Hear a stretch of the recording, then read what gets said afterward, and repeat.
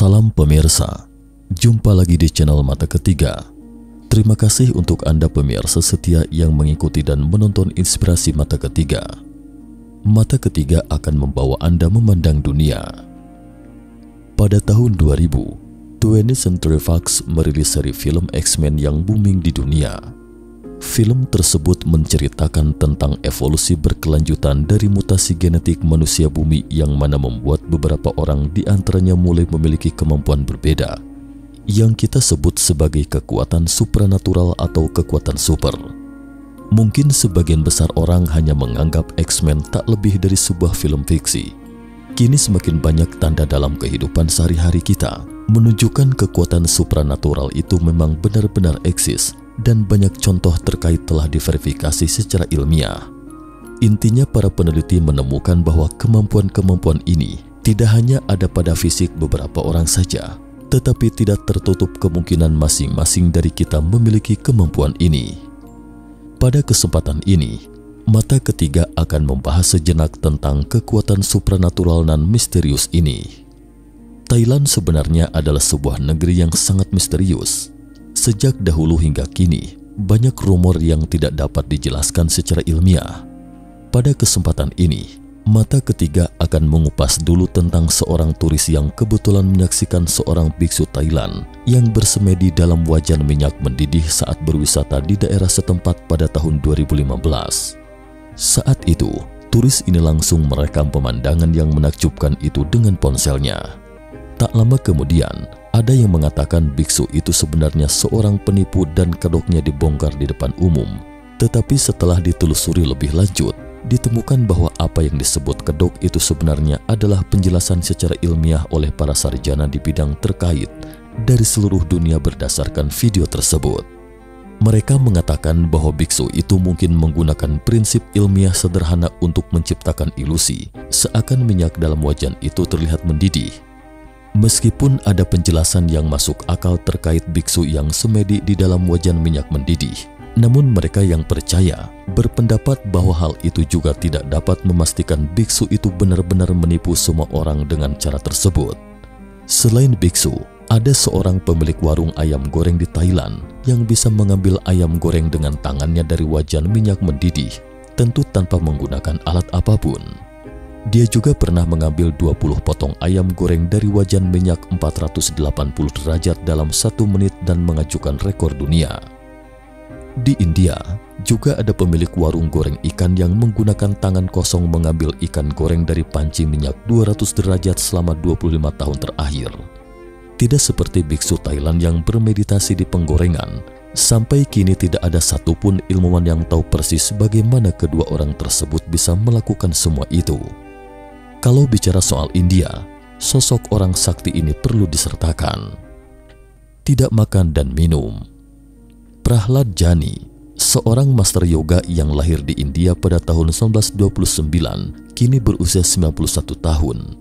Meski sudah lanjut usia, namun tubuhnya sangat sehat, dan yang mengherankan, menurut Prahlad Jani, ia sudah 80 tahun tidak makan apapun termasuk air. Dia menuturkan bahwa selama bertahun-tahun dia bertahan hidup dengan mengandalkan yoga dan meditasi meski tanpa minum setetes air pun. Ia juga menyatakan dalam film dokumenter Austria bahwa selama kultivasi diri seseorang cukup tinggi, ia dapat hidup hanya dengan berjemur di bawah sinar matahari karena matahari adalah sumber dari segala energi. Saat itu kata-katanya sontak mengejutkan banyak orang. Lalu pada tahun 2003, pemerintah India membentuk tim yang sangat profesional untuk menyelidiki fenomena itu.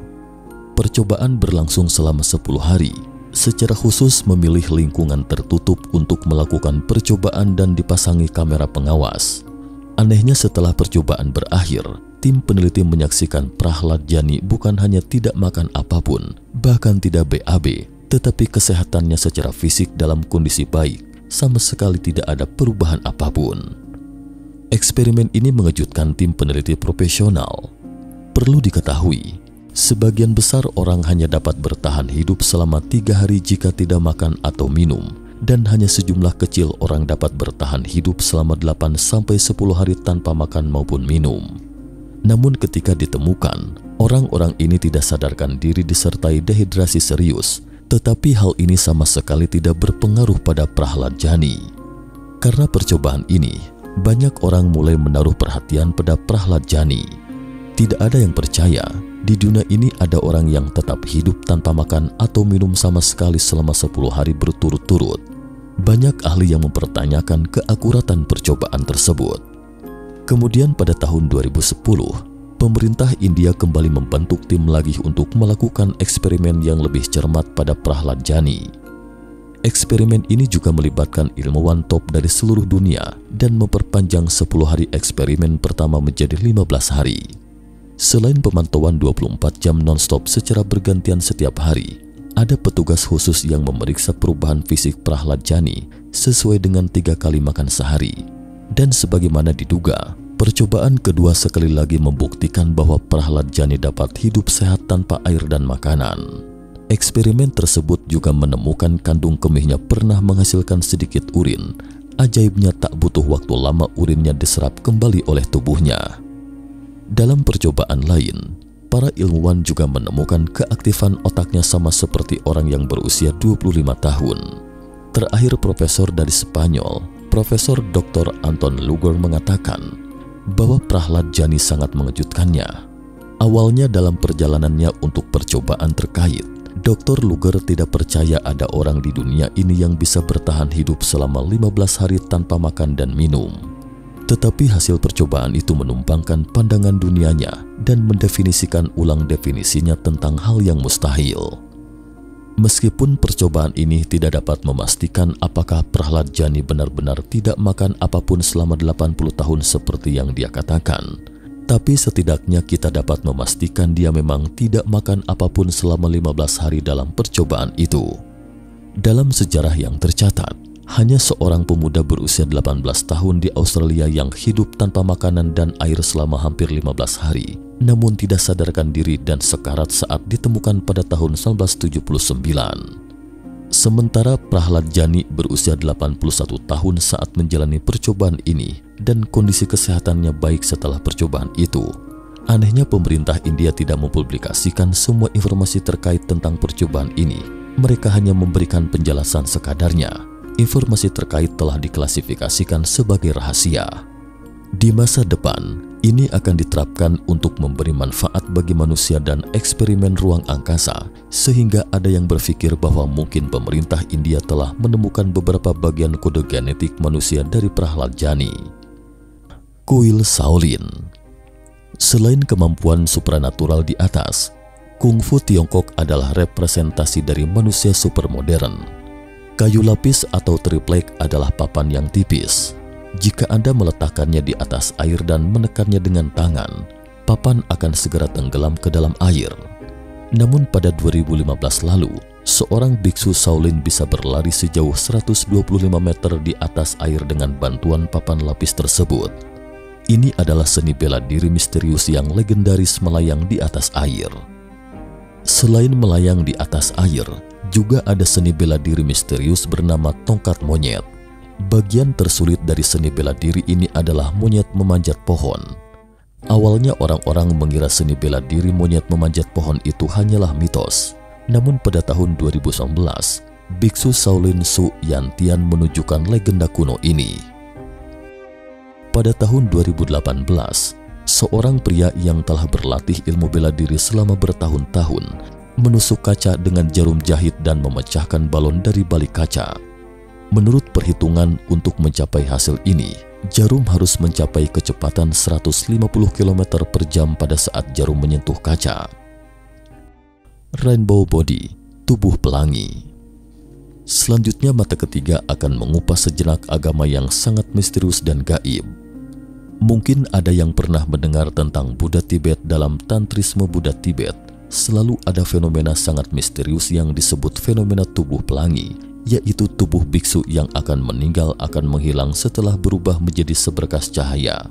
Ada sebagian yang meninggalkan kuku, rambut, atau tubuh akan menyusut hingga akhirnya menjadi hanya setinggi 1 kaki setelah berubah menjadi seberkas cahaya. Menurut legenda, Hanya biksu yang telah berkultivasi hingga ke tingkat tertinggi yang dapat melakukan semua ini. Awalnya kejadian gaib ini hanya dilihat oleh orang-orang Buddha Tibet. Hingga tahun 1952, sekretaris untuk daerah otonom Tibet, yakni Chang Kuo-hua, menyaksikan dengan mata kepalanya sendiri peristiwa yang ajaib ini. Konon katanya Chang Kuo-hua mengetahui dari seorang Buddha hidup tua yang mengatakan bahwa pagi keesokannya dia akan meninggalkan Tibet. Buddha hidup itu duduk di tengah balai besar. Sesaat tidak mengerti mengapa Buddha hidup, tidak menyambut kedatangan tamunya. Lalu bersama dengan bawahannya, Chang berdiri di sana sambil mengamati sang Buddha hidup. Ia melihat biksu lainnya juga sudah berkumpul, lalu duduk mengelilingi sang Buddha hidup. Sang Buddha hidup membubung dari tempat duduknya, kemudian tampak seberkas awan merah melayang, kemudian hilang tak berbekas.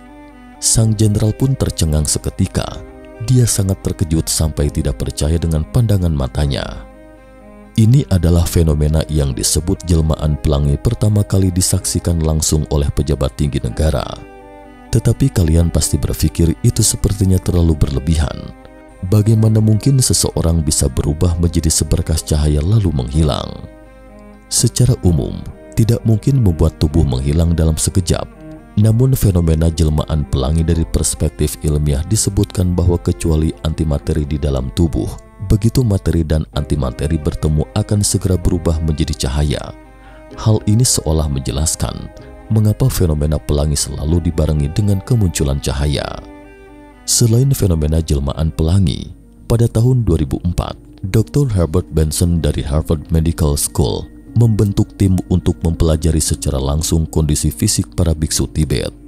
Dia menemukan bahwa para biksu Tibet ini dapat mengontrol metabolismenya, bahkan suhu tubuh mereka dengan kesadaran mereka sendiri. Dia berkata bahwa menurut percobaan ini, tak disangka para biksu itu dapat mengurangi metabolisme mereka hingga 64% saat bermeditasi, dan fenomena ini juga akan mengurangi kebutuhan oksigen mereka. Selain itu, mereka juga menemukan para biksu ini ternyata dapat menaikkan suhu tubuh mereka hingga bisa mengeringkan spray melalui meditasi di lingkungan bersuhu 4 derajat Celcius. Dr. Benson berkata, jika mereka adalah orang biasa, orang-orang ini tidak hanya akan gemetar dan kehilangan suhu tubuh, bahkan akan menyebabkan kematian jika serius. Namun para biksu ini sama sekali tidak merasa kedinginan. Kemudian Dr. Benson bertanya bagaimana para biksu ini dapat melakukan semua itu. Sang biksu mengatakan, melalui meditasi setiap nafas yang mereka hirup memiliki energi yang tidak terbatas, kemudian mereka tidak akan merasa kedinginan lagi. Bukankah kalimat ini mirip seperti yang dikatakan Master Yoga India tersebut di atas?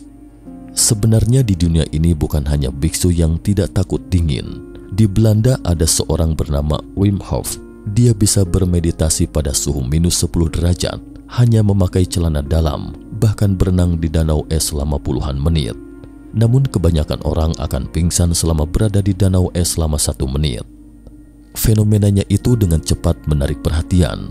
Kemudian ada yang membentuk tim untuk menelitinya. Tak disangka, penelitian ini juga sampai pada kesimpulan yang sama dengan Dr. Benson, bahwa kesadaran memang dapat mengontrol suhu tubuh dan fenomena psikologis lainnya. Bukankah sangat menakjubkan? Mengingat fakta bahwa banyak perilaku manusia, seperti berjalan dan berbicara itu dari hasil pembelajaran sejak lahir, sehingga saat ini ada orang yang beranggapan bahwa potensi manusia seperti kita ini besar kemungkinan tidak terbatas, hanya saja kita tidak mengetahuinya. Tetapi memang banyak fenomena gaib yang tidak bisa dijelaskan di dunia ini. Jika ada kesempatan, mata ketiga akan terus menyertai kalian untuk menjelajahi lebih banyak fenomena gaib ini. Cukup sampai di sini ulasan mata ketiga episode kali ini. Jika Anda menyukai video ini, jangan lupa klik like, subscribe, dan share. Jangan lupa kunjungi selalu channel Mata Ketiga untuk mengetahui informasi tentang peristiwa misterius lainnya. Jika Anda punya usul dan pendapat, silahkan tinggalkan komentar. Terima kasih dan sampai jumpa lagi di episode berikutnya. Salam.